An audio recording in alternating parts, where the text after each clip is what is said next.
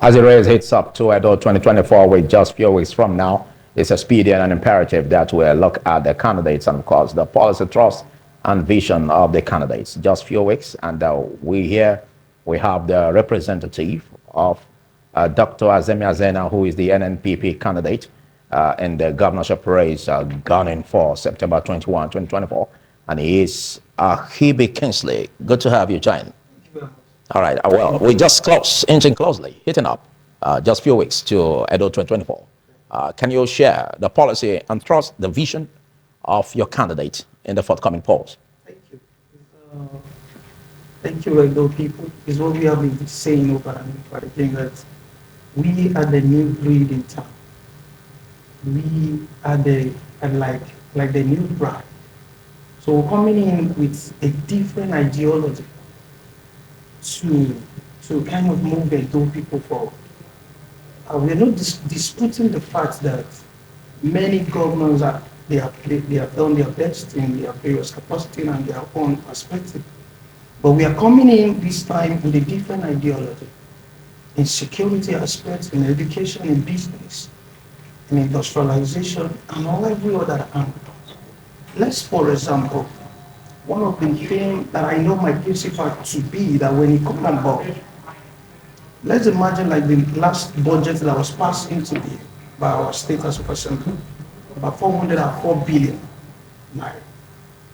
Now, you giving a budget to 404 billion to a population over 5 million people, as we have today. Now, how did you intend to put this money into place? If you look at how the money was structured down and all of those things, now tell me, when you have a debt, both the foreign debt and the local debt of the state is very alarming.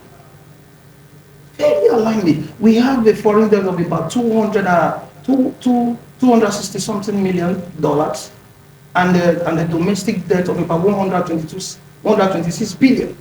Why are we borrowing? As rich as those states, can somebody tell me why are we borrowing? Look at the last, from 2022 to 2023. Look at just the space. Basically borrowed over 100 something billion. Why are we borrowing? This is the narrative Azemi is coming to correct. We know what taking loan and all of those things do to the economy. But why will you borrow a certain amount that you, from the budget we have, imagine how much we are using to service all those, both international and the local loans. How much is left? Now, this money you borrow, what was it spent for? Okay, thank you, Akigbe Kingsley. Well, we're on road to Edo 2024, and we've been on with Akigbe Kingsley, and we're going to be extending the frontiers of the discussion. But well, let's continue with the discussion. You made mention of loan, being borrowed by the state. But well, if we look at the perspective of economic experts, they've always said that borrowing is not a problem to a polity or to a country or to a state government, or how you put that into good use. But it's quite awesome that you have a different perspective. So departing from the previous narrative of how it is done, can you tell us vividly, elucidate how your candidate is going to, embark on infrastructural development, tackling insecurity? You made mention of industrialization without borrowing. So you're going to be telling me the structure that your candidate will be bringing on board in terms of having a robust internally generated revenue to the day. So what's the trick? Thank you very much. Just like we all know in an economy that tax does not grow your IGRO, but production did. Now, to make that not to happen, this excess borrowing of a government, you have to invest, go into production. As for example, today you can go and check, what are we producing in Edo? Now remember that we're supposed to be the highest cassava producing state as far as Nigeria is concerned. But are we actually putting in effort to make sure that we are producing this cassava excess, that it can even be exported out to increase our IGR? Delving into the agricultural sector. Yes. One of those things that they are not done. Now look at even the rice. Do you know that there was a time back in those days you hear about Ekpoma rice, you hear about rice from Aganibo and all of those areas from the north, from the Edo north coming in. But none of those things happen. We all got rice these days Kebbi State and every other state. What are we producing? Why won't a government that is not producing will be borrowing? The only way that they can meet up is to keep borrowing. And that is not the way. Okay, but don't forget we have macroeconomics taking charge of the microeconomics. And you can't vividly, talk about managing the resources of the state without looking at the national government, because the subnational highly depends on the national. So what is your candidate doing differently? Because we look at other states, we look at the need for us to have a green economy. And you just shed light into that direction. We have 18 local government councils. We have the aspect of, farmers, that are being challenged by, insecurity in their farmland. So can you give me the perspective in that direction? Thank you. If you look at what happened in the last protest, people came out, they were protesting due to hunger. What arise to this hunger is because there was lack of farm produce. And one of the way to make sure that this farm produce is being coming out in excess, to have this excess food on ground, is to make sure that there is security in place. The farming is not done in the city, it's done in the rural area. Just like we have in Ovia here, where we get our plantain from. You can go and check. Most people don't go to farm because of insecurity. Now, one of the things we are going to do is to make sure that we tackle this insecurity. I've heard over and over again, my principal keeps saying it, the person of Dr. Azena, the peace ambassador himself, he has been saying it over and over again, that one of the ways to tackle insecurity is to involve the communities, which we are not doing. You can't give gun to the police and ask them to go to the forest. Because those police, they don't reside in this community. Most of those criminals live in this community with the people. So the chiefs, the royal highness, they are more closer to these criminals. They will be able to identify them. So there are so many procedures we are put in place, like this alarm blowing procedure, like one of those criteria the EFCC was using one time, that if you see a crime report. Now, when you not place a price tag, for example, you hear that this area is being terrorized by these hoodlums, and you said, okay, if you can bring these people who are doing this thing out through the community, I'm giving it this so person or this community 5 million. You see, they will go out there and bring these people out. But one of the things we don't do, we said it, and we went back and also go and tell them that it's for this person who came to mention your name. That's why people are scared of him. They don't, if you even bring it on board, now many people will not do that, because at the end of it, they'll still be told that it was this person who came to give us information. Okay. I'm happy you are delving into this area, but it would be quite more appreciative if I've got the candidate of the NNPP, Dr. Azena, sitting, so that we can clearly get what he's saying. But let's look at what he just said. You made mention of community, cooperation, integration into tackling insecurity. Are you taking out the huge challenge we have in the manpower in terms of security agents? Are you also taking out the fact that you don't control the federal police or the federal government, the Nigerian police force? Are you also taking into cognizance that you don't control the military? And most especially when we have the herders farmers clashes, don't you think this is more than you can chew? No, it's just about exploiting the ideas that we have. Most time, the idea of also late Excellency Yaradua, when he brought about the amnesty idea, you saw how many people who came out willingly without shouting to submit their guns. And many of them didn't go back to crime. And if we do that, like we have a season where those things is being done, you bring them out. Listen to one of those, one of the speech of Azemen. People who go into crime, they are not always happy with it. Most of them go there because they have nothing doing. An idle man is a devil's workshop. Somebody you did not give a job to. Look at Edo State today. About 35% of Edo people are living under below poverty, with 19% unemployed. And these 19% unemployed, they are between the age of 25 to 35. And these are youth who have strength. So what do you expect them to do? They go into robbery, they go into crime, and all of these things. So when you are able to put them together, have a very clear idea, call for amnesty, they drop their guns, orient the communities, tell them what to do. Once these people are handed over, you take them to the appropriate quarters, where some of them will undergo some trainings and rehabilitation process. These things will be done easily. If Azemen has not been in government, in the past 10 years, he has been bringing people out from the crime, giving them job. I've known many, not even 100 of them, that I've seen. Some of them are into Fortnite, some of them are driving bus, some of them are not doing all of those things. There was this same government have never done anything. Okay, quickly, just in case you're just joining, it's Road to Edo 2024, and I am Philip Omo-Gyukpon, and we are interrogating the process as we have the representative of the candidate of the NNPP, Dr. Azemi Azena, and the person of Kingsley Akibi. Thank you. Now, I still take you back to the aspect where you said your candidate wouldn't resort to, borrowing, if I heard you properly. So it means that if he hits the ground running, if he wins and hits the ground running, he's not going to borrow. Is that what you mean?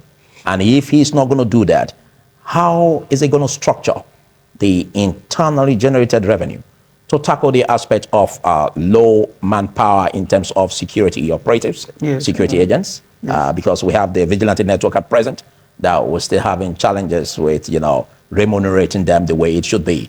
How do you tackle the size of the local governments? How do you bring in money, to tackle this? Because every meeting you hold, even with the community heads, doesn't go cheap. It comes with finances. So what is your candidate doing differently?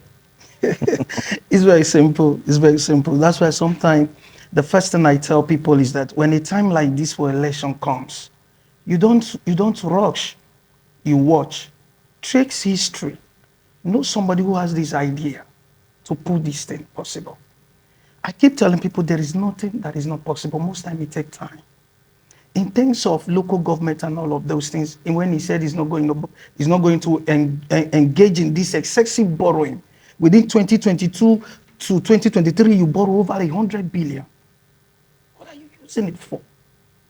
Now, when he said that, it's because he wants to shoot into production. Production, agriculture, through the industry.